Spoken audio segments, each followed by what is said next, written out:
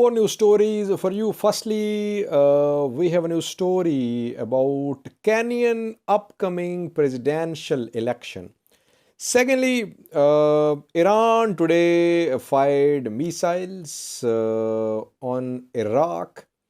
The missiles were fired near US consulate in Iraq. What was the target there? Thirdly, Russia has conducted some airstrikes close to Ukraine-Poland border. And lastly, Zelenskyy a few hours ago released a video message. It was released at the end of 17th day of this war. What is Zelenskyy saying? Firstly, was Kenya. In August this year, presidential election, general election is due to be held in Kenya. New president will be elected. Uhuru Kenyatta has completed 2 terms, so he cannot run for the next term. Two main candidates are Raila Odinga and William Ruto.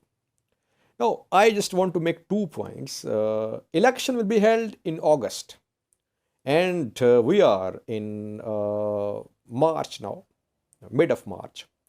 An election campaign has kicked off in Kenya. We are seeing massive rallies, no precautions regarding COVID-19 safety. Massive rallies underway, and state resources are being used. Why? Because we know that Uhuru Kenyatta is backing Raila Odinga. Yesterday, we saw announcement from Uhuru Kenyatta backing Raila Odinga. Second candidate is William Ruto. He is serving deputy president of Kenya. So on one side, we have deputy president in government. He is on campaign trail. On the other side, we have Raila Odinga, supported by president on campaign trail. That is why I'm saying that almost 4 months, 5 months rather, we're in March, April, May, June, July. So 5 months before the date of election campaign has started. State resources will definitely be used. We know that though Kenya is a much better democracy in this region, but still accountability is not at a level which it should be in Kenya. There have been allegations against Kenyatta. I think his name was mentioned in leaks as well a few weeks ago when he was charged with corruption through international scandal. Then two other billionaires. William Ruto is definitely a billionaire, a very rich man. Raila Odinga is also said to be a rich man. Both are contesting this election. Since there is not proper accountability in Kenya, so that is why this election campaign spanning 4 to 5 months will cost Kenya a lot. I don't know why so early these politicians have started their campaign. Both candidates are backed by government resources. So far, William Ruto has slight lead over Raila Odinga, slight lead. We'll update you in coming videos about this key election of this region. Second, viewers, Iran once again fired missiles today on Iraq. This was the first time in 2020 Iran fired missiles after the assassination of an Iranian general, Qasem Soleimani. Once again, Iran fired missiles on Iraq near a consulate of US. The target was this consulate. Iran says that Israel is using this consulate as a secret military base. That is why this area was targeted. This area is in Erbil, Iraq, Iraqi Kurdistan is the name of this region. No, there's presence of Americans in Iraq, and Iran has been objecting to the presence of American military in Iraq. And Americans have withdrawn from several military bases in Iraq, but still there is presence of Americans in Iraq. Iran wants a total withdrawal of American military from Iraq.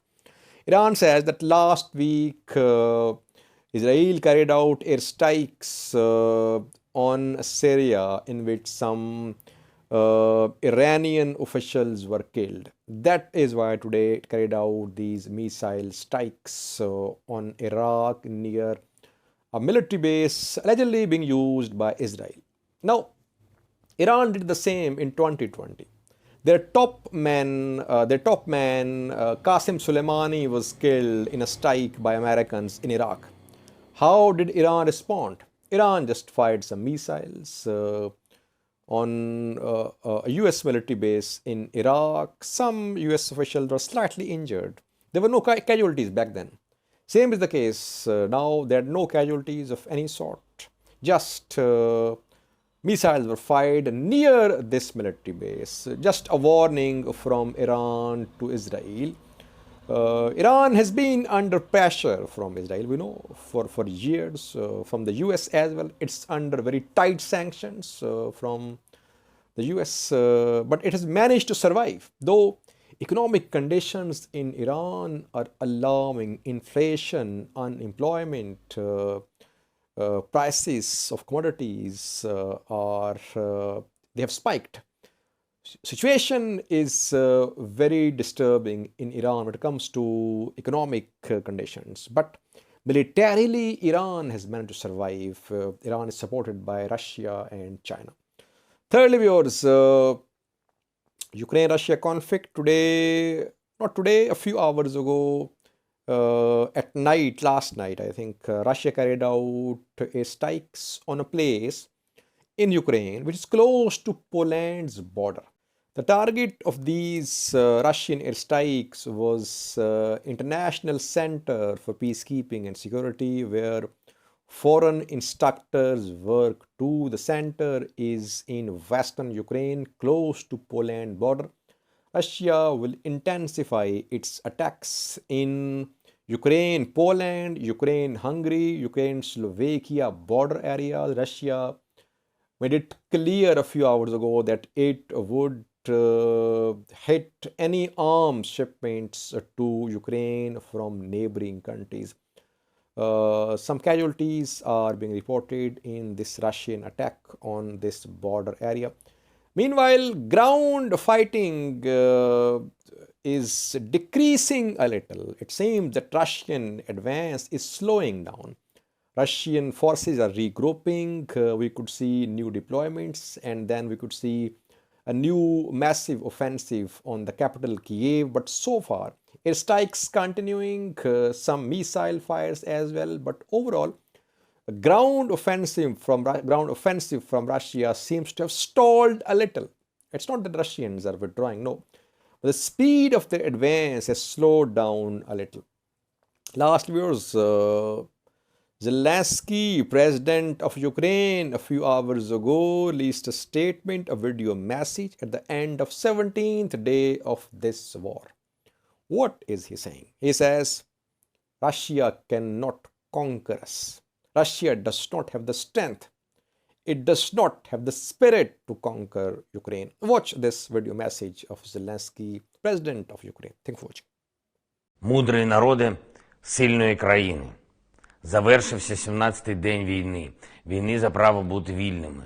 За право жити на своїй землі так, як цього хочемо ми, українці, а не так, як це придумали за нас. І проти нашого єства, проти нашого характеру.